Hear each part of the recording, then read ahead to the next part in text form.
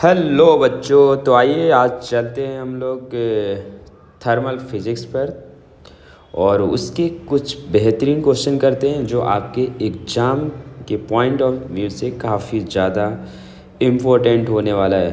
बच्चों, पहला जो क्वेश्चन है हमारा वो है two different metal bodies A and B of equal mass are heated at a uniform rate under similar condition. The variation of temperature of the body is graphically represented as shown in the figure. The ratio of specific heat capacity.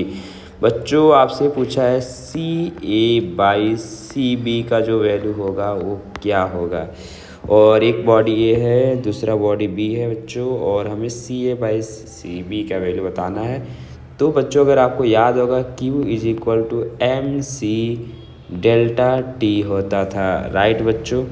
यहाँ पर अगर हम लोग बात करते हैं D T by D T का value दिया हुआ है, D T by D T A का जो वैल्यू दिया हुआ है बच्चों वो दिया हुआ है कितना, आप थोड़ा ध्यान से देखेंगे तो वो जो दिया हुआ है ए के लिए जो दिया हुआ है वो कितना दिया हुआ है, ये हो जाएगा 120 बच्चों। ये वाला ग्राफ है ए के लिए, ध्यान से देखो, ये हो जाएगा 120 और टाइम जो ले रहा है वो कितना ले रहा है बच्चों, 3 ले रहा है।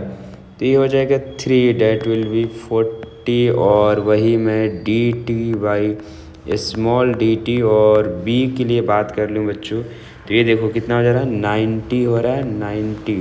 ये यहाँ पर देखो आप 90 हो रहा है, और ये टाइम का बात कर दिया जाए तो 6 हो रहा है, तो 6। तो ये जो हो जाएगा इसका जो स्लोप आ जाएगा निकल कर वो कितना आ जाएगा, 15 आ जाएगा, राइट।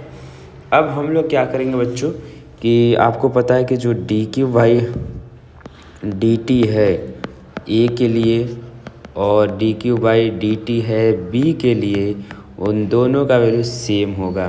फिर हम लोग कुछ नहीं करने वाले, M C A into D T by D T for A is equal to M C B into D T by small D T B. बच्चों, एम जो है वो सेम दिया हुआ है, two different metal bodies equal mass दिया हुआ है, ओके। तो सी ए अपॉन सी बी जो हो जाएगा, अब देखो D T by D A का वैल्यू कितना दिया बच्चों, 40 दिया हुआ है, इज इक्वल टू, और ये हो जाएगा 15। तो यहाँ से जब सी ए अपॉन सी बी निकालोगे आप तो यह आ जाएगा 15/40, that will be 3/8। So 3/8 will be correct answer, okay बच्चों। तो इस टाइप का क्वेश्चन अक्सर एग्जाम में आता है, तो बिल्कुल आपको छोड़ना नहीं है, इस टाइप के क्वेश्चंस को आपको करना ही करना है, ओके। चलते हैं अगले क्वेश्चन पर। जो अगला क्वेश्चन है बच्चों दिया है, अ कैलोरीमीटर ऑफ वाटर इक्विवेलेंट। बच्चों, याद है वाटर इक्विवेलेंट क्या होता है कि एक ऐसा बॉडी जिसका हीट कैपेसिटी होता है वाटर की हीट कैपेसिटी के इक्वल हो जाए, ठीक। और 180 gram of water at 25 degree Celsius, उसको यानी मिक्स कर दिया गया बच्चों। ये देखो एक कंटेनर है, यानी इसमें जो है हमारा 100 ग्राम इसको वाटर ले लो आप, और टेम्परेचर जो है इसका इनिशियल टेम्परेचर 25 डिग्री सेल्सियस हम लोग कर देंगे, राइट। और वही अगर बात कर दिया जाए स्टीम था हमारा एम, इसका मास हमें बताना है, ये 100 डिग्री सेल्सियस पर था। तो बच्चों आपको याद होगा, अगर थोड़ा सा ध्यान से समझोगे तो आपको ये चीज़ बताई गई होगी कि जो हमारा हीट लॉस होता है, हीट लॉस वो हीट गेन के इक्वल होता है, कहाँ पर बच्चों, तो ये आपको बताया गया होगा लॉ ऑफ कैलोरीमेट्री में, ओके।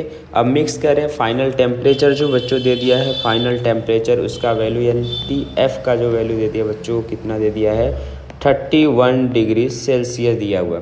अब देखो ये वाला जो 100 ग्राम आ रहा है 25 डिग्री सेल्सियस, बाद में 31 डिग्री सेल्सियस पर है, यानी टेम्परेचर बढ़ा है तो हीट जो है कुछ गेन करेगा। तो कितना गेन करेगा, हम लोग लिख देंगे मास जो हो जाएगा 100, सी का वैल्यू बच्चों हो जाएगा 1, और डेल्टा टी यानी 31 - 25 लिख लेंगे।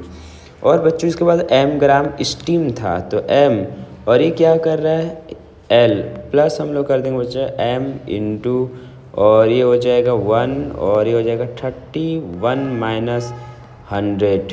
So it will be sorry ये 180 ग्राम था तो 200 ग्राम होगा बच्चों, ये मिस्टेक नहीं करना आपको। तो ये हो जाएगा 1200, कितना हो गया 1200, और मास को कॉमन कर लेंगे। एल का जो वैल्यू दे दिया 540 दिया हुआ है, ओके 540 दिया हुआ है। और इसका अगर हम लोग बात कर लेंगे, इसका जो वैल्यू हो जाएगा अप्रॉक्सीमेटली, अगर हम लोग बात कर दें कि जो लॉस हो रहा है, लॉस ये भी निगेटिव मतलब जो लॉस होगा, तो ये हो जाएगा आपका कितना 71। तो 540 प्लस 71 जो m आ जाएगा अप्रॉक्सीमेटली जो आएगा वो 2 के आसपास में आएगा। ये आप तो जो हमारा आंसर आ गया बच्चों, वो कौन सा आंसर आ जाएगा अप्रॉक्सीमेटली 2। तो हीट लॉस जो होगा बच्चों, हीट लॉस जो हो जाएगा वो किसके इक्वल हो जाएगा, हीट गेन के इक्वल हो जाएगा। तो यहाँ से आपको ये क्वेश्चन आसानी से सॉल्व हो गया। अगला क्वेश्चन जो गीजर प्रॉब्लम है, ऑलवेज क्वेश्चंस आते रहता है। यहाँ पर दे दिए गीजर है जो वाटर फ्लो हो रहा है, वाटर फ्लो किस रेट से हो रहा है बच्चों, यानी जो होता है dm/dt का जो वैल्यू दे दिया है वो 2 kg दिया हुआ है पर मिनट दिया हुआ है। एकदम ध्यान से समझिएगा, ये हो जाएगा 200 ग्राम पर मिनट हो जाएगा, राइट। और बोल रहा है कि from 30 degree Celsius to 70 degree Celsius, okay 30 से कितना 70 डिग्री सेल्सियस पे जा रहा है। तो डेल्टा टी का जो वैल्यू हो जाएगा बच्चों वो कितना हो जाएगा, वो हो जाएगा आपका 40 डिग्री सेल्सियस हो जाएगा, okay. Geyser operates on the gas burner, the rate of combustion of fuel will be, fuel का जो रेट ऑफ कंबसन होगा वो क्या होगा बच्चों, तो dq/dt जो रहने वाला है वो आपका सेम रहेगा। dq/dt का अगर हम लोग बात कर दें, ये जो हो जाएगा आपका वैल्यू कितना हो जाएगा, ये हो जाएगा dm/dt इंटू सी इंटू डेल्टा टी होगा बच्चों। और इसको आप लोग देख रहे हीट ऑफ कंबसन इंटू, और जो हमें निकालना है heat the rate of combustion, तो रेट ऑफ कंबसन को r से मैं लिख दे रहा हूँ। dm/dt का जो वैल्यू है बच्चों कितना है 2000 है, 2000। सी का वैल्यू जो दे दिया 4.2 दिया, और डेल्टा का वैल्यू 40 है बच्चों, राइट। एस का वैल्यू अगर मैं बात कर दूँ तो 8 into 10⁻³ into r is equal to 2000 और इंटू 4.2 इंटू 40, ओके। अब देखो यहाँ से ये गायब हो गया, ठीक। और भी अगर मैं बात कर दूँ बच्चों तो ये 4 टाइम्स में चला जाएगा, 4 से ये 10 टाइम्स में चला जाएगा। तो r का जो वैल्यू आ जाएगा वो कितना आ जाएगा 4.2 into 10, that will be 42 gram per minute आएगा, राइट। तो ये रेट ऑफ कंबसन आया, क्या निकल के आया रेट ऑफ कंबसन, इसको हम लोग बोलेंगे रेट ऑफ कंबसन, ओके बच्चों। तो ये रेट ऑफ कंबसन आया, ठीक। तो आसान सा क्वेश्चन था, ये क्वेश्चन अक्सर एग्जाम में आता है। चलिए अगला स्टेटमेंट टाइप का क्वेश्चन जो अक्सर बच्चे एग्जाम में गलतियां करते रहते हैं। तो अगला क्वेश्चन जो दिया हुआ है कि असर्शन रीजन टाइम को बोला है, when a rod lying freely is heated no thermal stress. बच्चों एक रॉड है, इसको फ्रीली छोड़ दिया गया, कैसे छोड़ दिया गया बच्चों, फ्रीली छोड़ दिया गया है।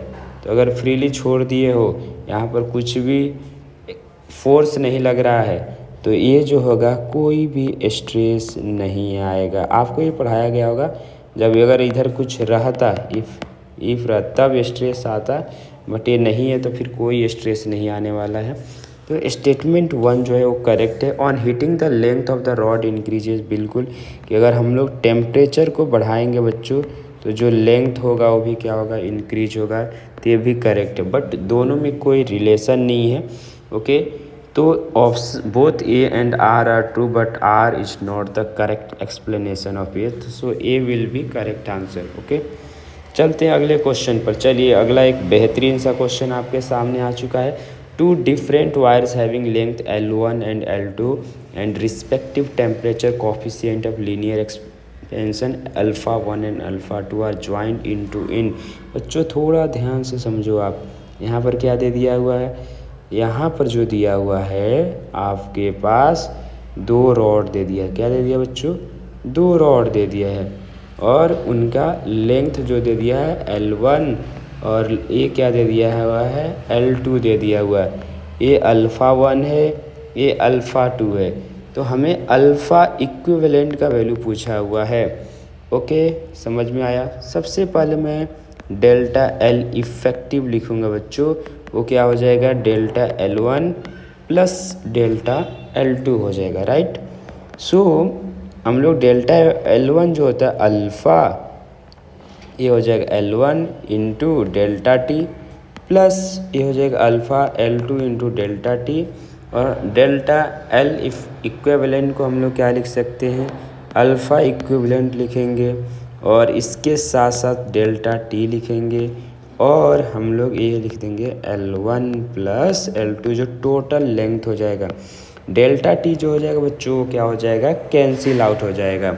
तो अल्फ़ा इक्विवेलेंट जो आएगा वो कितना आ जाएगा, alpha L1 plus alpha L2, अच्छा ये अल्फ़ा 2 था, ये अल्फ़ा 1 था, डिवाइड बाई क्या हो जाएगा, ये L1 प्लस L2 हो जाएगा बच्चों। तो यहाँ पर जब ध्यान दोगे तो कौन सा ऑप्शन हो जाएगा, जो आंसर आने वाला है वो कौन सा आएगा, थोड़ा सा जब आप ध्यान दो, थोड़ा सा जब आप ध्यान दोगे तो जो आंसर आ जाएगा वो कौन सा आ जाएगा यहाँ पर, तो option number D will be correct answer. Okay, चलिए अगले क्वेश्चन पे चलते हैं। अगला क्वेश्चन जो दे दिया बच्चों, क्या दिया हुआ है कि टू मेटालिक ब्लॉक्स M1 ये है, and same area cross sectional दे दिया है M2 ईच अदर कनेक्ट कर दिया गया। थर्मल कंडक्टिविटी, इसका थर्मल कंडक्टिविटी बच्चों K दिया हुआ। आपको पता है कि इसमें जो dQ/dt रहेगा वो क्या रहेगा बच्चों, कांस्टेंट रहता है स्टेडी स्टेट के केस में, राइट। तो बोला भी है कि assume steady state heat conduction दिया हुआ है। तो आपको भी पता है बच्चों कि dQ/dt जो होता है वो KA, और हम लोग अगर बात कर दें तो ये डेल्टा मतलब ये 100 माइनस क्या हो जाएगा 80, और लेंथ हो जाएगा 16 इज इक्वल टू, एक K डैश है और दूसरा K इसका दिया हुआ था, एरिया क्रॉस सेक्शनल सही है, और ये हो जाए 80 माइनस 0 डिवाइड बाई 8 आ जाएगा, राइट। ये 2 टाइम्स में कैंसिल आउट हो गया, और ये एरिया जो होगा बच्चों कैंसिल आउट हो जाएगा। K डैश का वैल्यू जब आएगा आप देखोगे वो क्या हो जाएगा, तो ये हो जाएगा 2K हो गया, ओके, और इनटू जो हो जाएगा वो हो जाएगा 80 डिवाइड बाई, अगर हम लोग बात कर लें बच्चों तो डिवाइड बाई कितना हो जाएगा 20, ये 4 टाइम्स में चला गया, तो 8K will be correct answer. क्या होगा, 8K आंसर जो होगा वो करेक्ट होगा। So B will be correct answer. I hope कि आप लोग ये चीज़ आपको समझ में आ रही होगी। चलिए अगला क्वेश्चन, एक पॉइंट सोर्स दे दिया है, एक पॉइंट सोर्स है बच्चों, पॉइंट सोर्स जिसका पावर दिया हुआ है, क्या दिया हुआ है, power P, which is placed at the centre of A spherical shell. एक स्फेरिकल सेल है, क्या बच्चों, स्फेरिकल सेल दिया हुआ है और उसके सेंटर पे रखा हुआ है, ठीक है ना, स्फेरिकल सेल और उसके सेंटर पे रख दिया गया। द मीन रेडियस, और इसमें ये दे दिया स्फेरिकल सेल है, तो बच्चों ये आप सेल को कुछ ऐसे बना लो,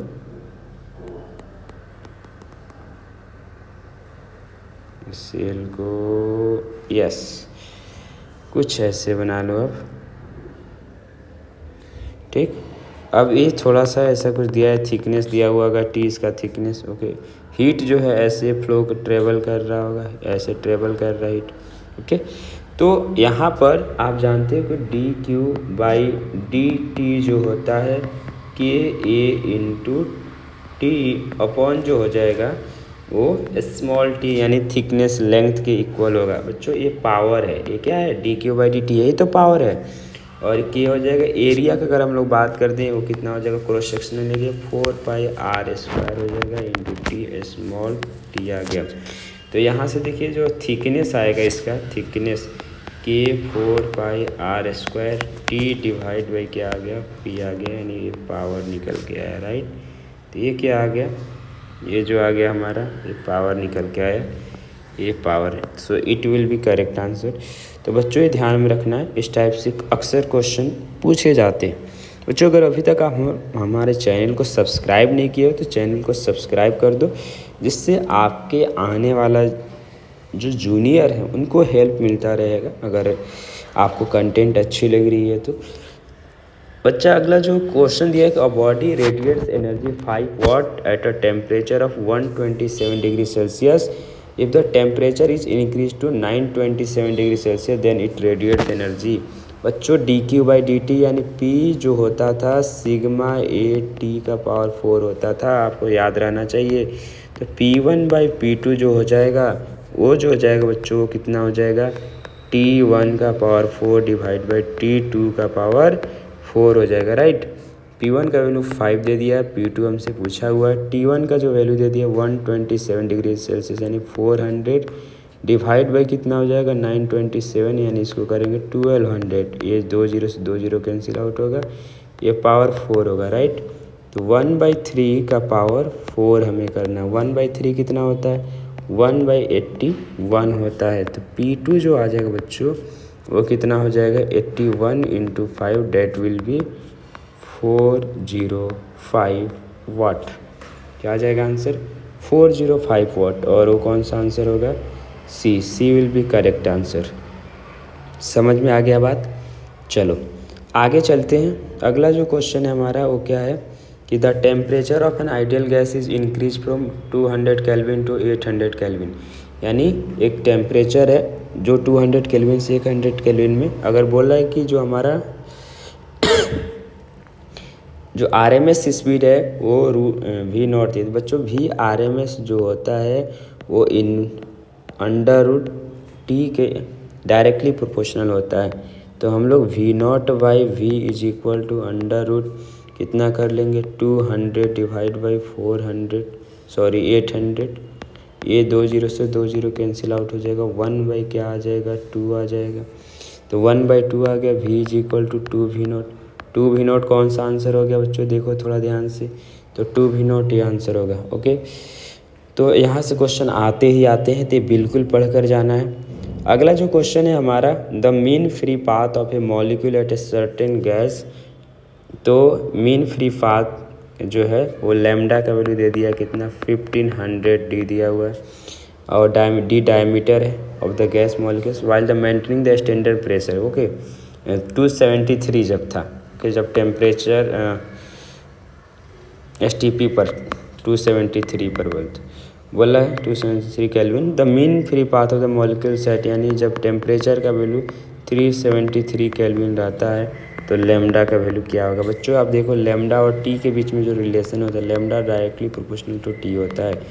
λ1/λ2 इज इक्वल टू, यहाँ से अगर जब हम लोग करेंगे तो T1 डिवाइड बाई T2, तो ये हो जाएगा 273 डिवाइड बाई 373, और λ1 दिया हुआ है तो λ2 is equal to 1500 D into 373 divide by 273। अब ये 1 से ज़्यादा आ रहा है, 1500 से ज़्यादा बच्चों, तो 1500 से ज़्यादा तो यही ऑप्शन दिख रहा है 2049 डी। तब इतना आपको कैलकुलेशन करना ही करना है, थोड़ा सा स्मार्ट तरीके से भी सॉल्व करने का कोशिश करते रहना है। चलिए अगले क्वेश्चन पे चलते हैं बच्चों। अगला जो क्वेश्चन दे दिया है गैस इज कंप्रेस्ड एडियाबेटिकली, यानी एडियाबेटिक कंप्रेशन हो रहा है बच्चों, तो हीट लॉस जो होगा वो क्या हो जाएगा बच्चों 0 होगा। ठीक है, which one of the following statement is not true. कौन स्टेटमेंट ट्रू नहीं है ये पूछ रहा है। There is no heat supply to the system, correct option. The temperature of the gas increases बच्चों, तो T इंटू V गामा-1 जो होता है वो कांस्टेंट होता है। अब बोला है कंप्रेशन हो रहा है, मतलब वॉल्यूम जो हो रहा है वो क्या हो रहा है बच्चों कम हो रहा है, तो टेम्परेचर जो होना चाहिए वो क्या होना चाहिए बढ़ना चाहिए। The temperature of the gas increases. ठीक, the change in the internal energy is equal to the work done, तो सही बात है कि W जो निगेटिव रहेगा plus ΔU is equal to Q होता है, Q 0 है, तो जो ΔU is equal to work done के इक्वल होगा, राइट। तो ये आना चाहिए, तो ये भी करेक्ट है। Fourth option there is no change in the internal energy, गलत बात है। अगर हमारा टेम्परेचर का वैल्यू चेंज हो रहा है तो ये रॉन्ग होगा। टेम्परेचर अगर चेंज हो रहा है, टेम्परेचर चेंज हो रहा है बच्चों, तो जो ΔU होगा वो भी क्या होगा चेंज होगा। तो एकदम ध्यान में रखना है। ये क्वेश्चन ऐसे क्वेश्चन अक्सर एग्जाम में आते रहते हैं और बच्चे छोड़ कर आते हैं, तो बच्चों बिल्कुल आपको ये सभी क्वेश्चन छोड़ने नहीं हैं। अगला जो क्वेश्चन है आपके लिए thermodynamic system is taken through a cyclic process. यहाँ से क्वेश्चन आना ही क्वेश्चन फिक्स है। तो वर्क डन पूछा बच्चों, साइक्लिक प्रोसेस में वर्क डन निकालने के लिए हम लोग देखते हैं वर्क डन जो होता है वो पाथ पर डिपेंड करता है, वो पाथ फंक्शन होता है बच्चों, पाथ फंक्शन। ठीक है, तो ये तो जीरो नहीं होगा बच्चों। और दूसरा जो है डेल्टा यू जो अगर पूछता रहता है वो जीरो हो जाता है, ये करेक्ट है। तो वर्क डन जो होगा वर्क, ये हम लोग कैसे निकालेंगे, तो 1/2 एरिया निकाल लेंगे, तो ये हो जाएगा, ये हमारा देखो ये 300 होगा 300, और ये जो हो जाएगा 2 हो जाएगा, तो 1/2 इंटू 300 करेंगे तो कितना आ जाएगा 300 joule will be correct answer. Okay, तो आई होप कि आप सभी को ये सारा चीज़ें समझ में आ गई होगी। और एग्ज़ाम बहुत नज़दीक है बच्चों, तो जमकर पढ़ाई करो, मेहनत करते रहो, और आने वाले समय में आपका रिजल्ट बहुत ही अच्छा होने वाला है। ऑल दी बेस्ट बच्चों, और थैंक यू सो मच।